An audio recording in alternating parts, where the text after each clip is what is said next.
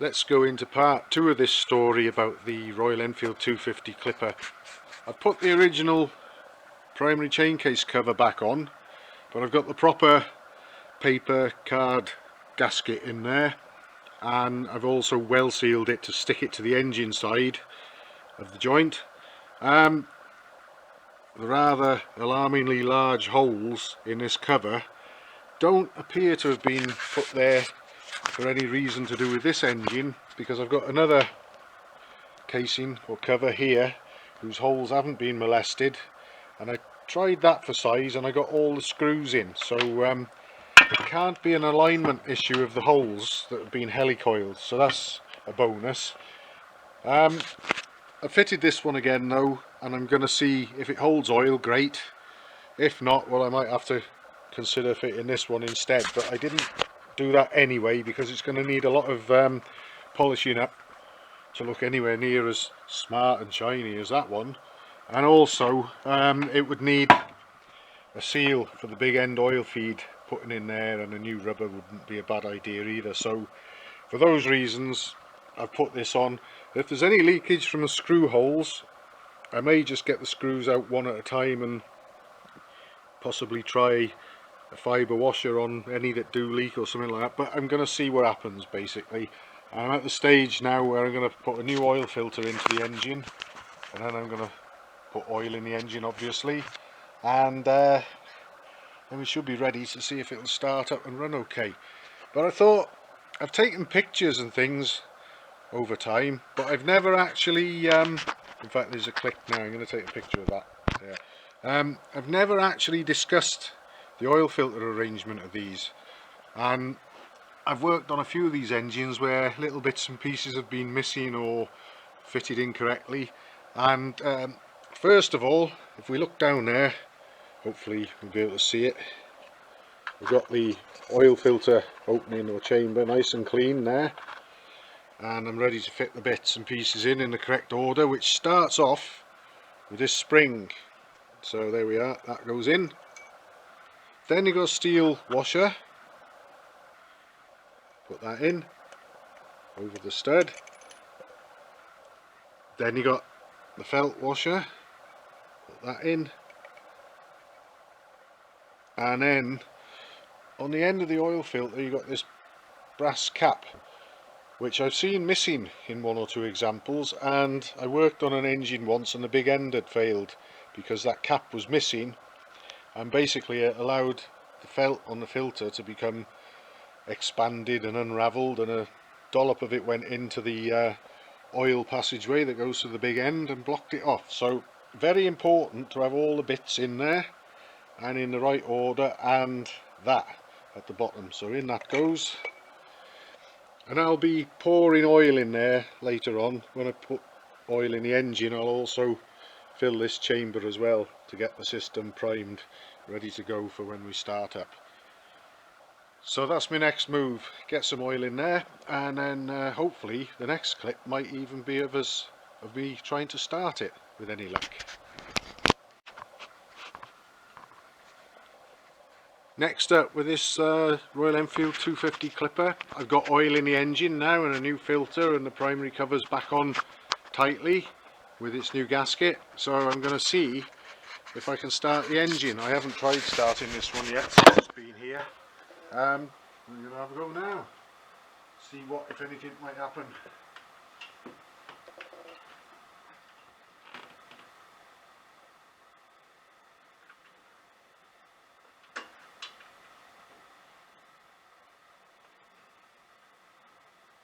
See fuel going through the pipe into the empty carburettor anyway.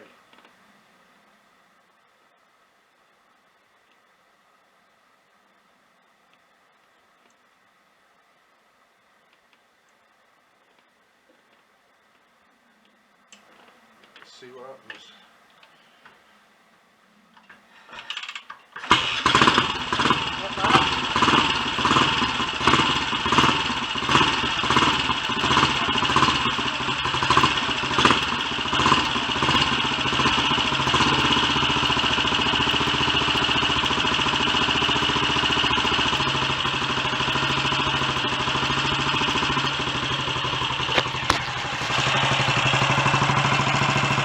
set it for a fast tick over just to let it warm up while I go round and have a look for any leaks. I think we got one there actually.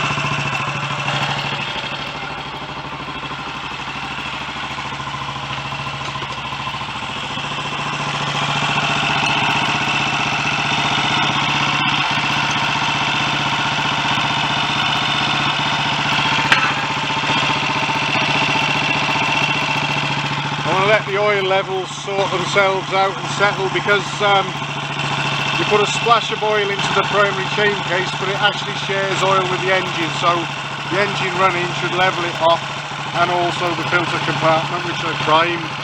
I filled the tank, so called, up to the high mark on a dipstick, so it may all change slightly. I'll run it for a few minutes, let it warm up, lock the leaks, and then check the levels again. I'd say that we might not be too far away to get a ride on it. We have to do something with that oil filter cap. It's a little weak there.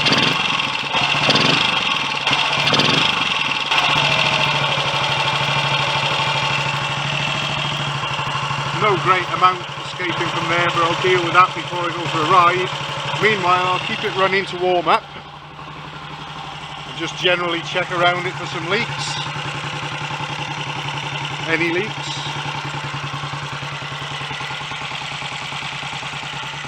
and hopefully decide whether or not to get it off the bike lift and take it for a run.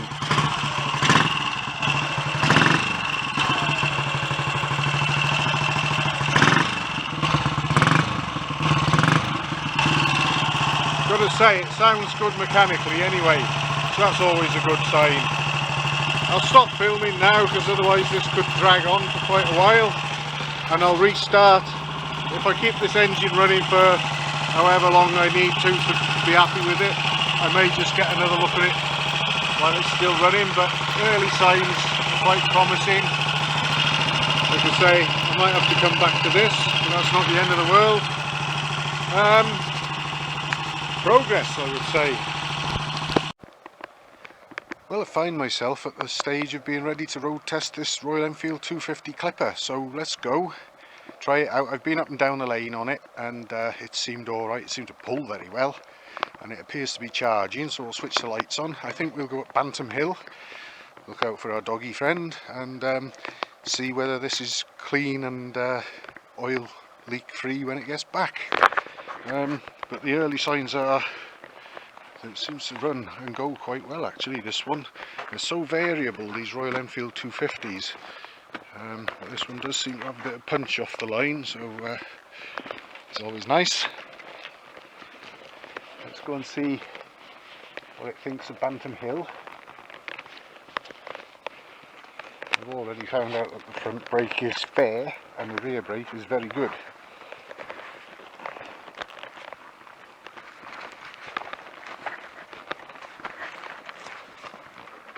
Fuel is on because I just run up and down the lane. I think our camera angle, I hope, will be alright.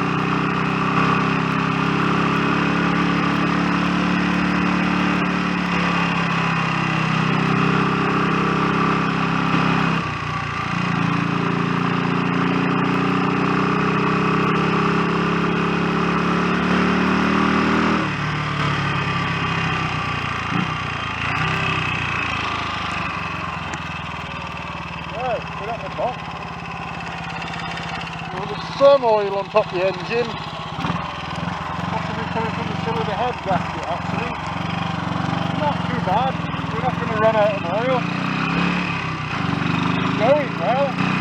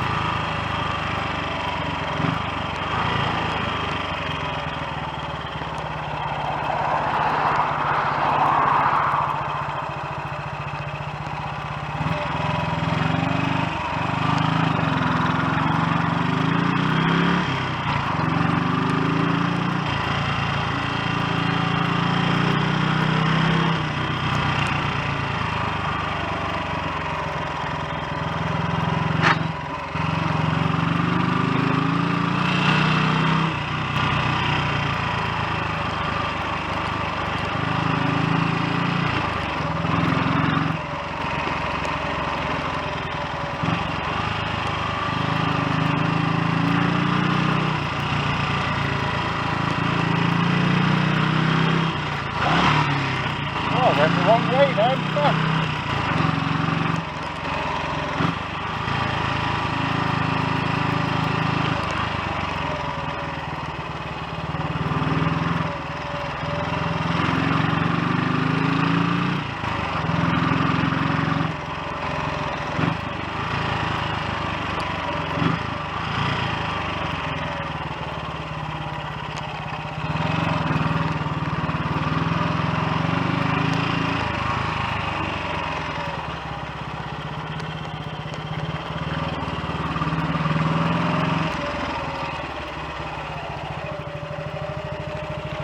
Let us stand still in gear. Now then. And I'm in neutral. Well, that was a bit embarrassing. I changed gear in the wrong direction there. My mind must have slipped and thought of the Trident I was on the other day. The lights are still on. We've lost a fair bit of oil from the top end of the engine now.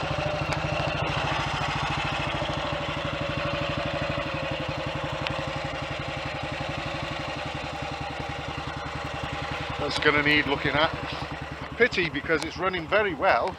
It's got good power and the best gear change I've ever known on one of these.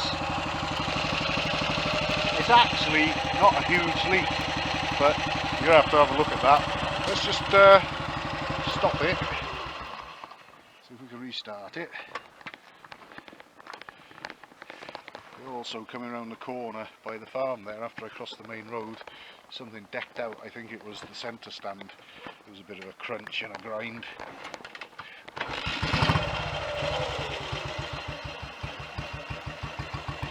Yeah, I'll take that.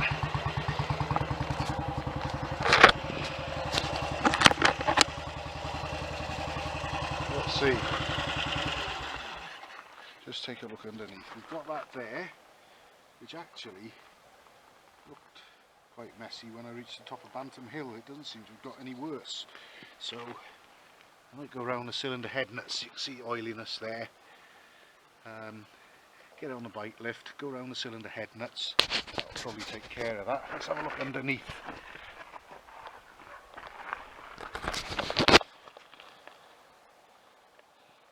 There's a little bit there, nothing much. I reckon this is probably okay. I can nip the Allen screws up a little because I didn't go too mad with them. I'm sure that'll take care of that one little drip I found there after that run round the route. So I'm pretty happy with that overall. It runs very nicely, pulls very well. Gears were the best I've ever known on one of these. The rear brake is excellent. The front brake is poor. Not much better than that at best, but between the two of them, adequate for what the bike can do, I think.